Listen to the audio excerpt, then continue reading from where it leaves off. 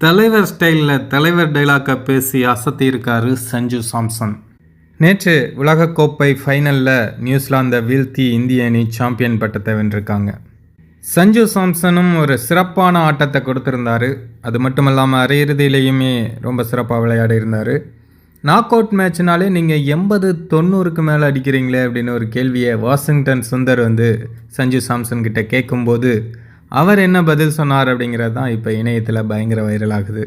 சஞ்சு சாம்சன் தலைவரோட தீவிரமான ரசிகர் அப்படிங்கிறது எல்லோருக்குமே தெரியும். அவரே பல இடங்களில் சொல்லியிருக்காரு. தலைவரோட பல டைலாக்குகளை பேசி அசத்தியிருக்காரு.